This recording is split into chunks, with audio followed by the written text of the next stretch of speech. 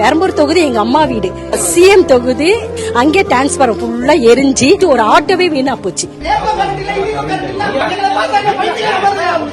சின்ன சின்ன குழந்தைங்க, அவங்களுக்கு தூக்கம் சரியாவே இல்ல, அழறாங்க.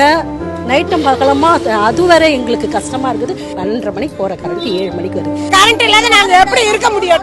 இவ்வளவு நாளா இந்த பிரச்சனை இல்லாத இருந்துச்சு.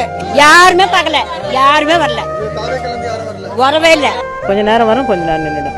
அதான் இன்னைக்கெல்லாம் ஃபுல்லா கரண்டே இல்ல. வேணும் அப்படியே இருந்தா என்ன பண்ண முடியும்? உடம்பு முடியாதவங்க எல்லாம், குழந்தைங்க தூங்க முடியல, படிக்க முடியல, கஷ்டப்படுறோம், ரொம்ப கஷ்டப்படுறோம். 15-20 நாளா போன் பண்ணா ரெஸ்பான்ஸே கிடையாது. போன் பண்ணா எடுக்கிறதே கிடையாது கரண்ட் ஆபீஸ்ல இருந்து. நாங்களாம் தினந்தோறும் சாப்பிடுறோம் சார். 800 ரூபாய் சம்பளம் வாங்கிட்டு நைட்ல படுக்க முடியல.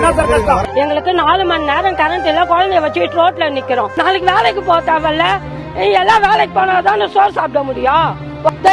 கவர்மெண்ட் ஆபீஸ் இருக்கு, கவர்மெண்ட் பில்டிங் இருக்கு, அதெல்லாம் கரண்ட் இருக்கு. ரோட்டு சீரியல் லைட் இருக்கு. அப்ப ரோட்டுக்கு போற லைட்டை கட் பண்ணிட்டு எங்க வீட்டுக்கு கொடுக்க சொல்லுங்க. கிட்டத்தட்ட 5 hours கிட்ட கரண்ட் இல்ல. எப்ப மின்சாரம் வருது, எப்ப போகுதுன்னே தெரியல. திடீர்னு வருது, திடீர்னு போகுது.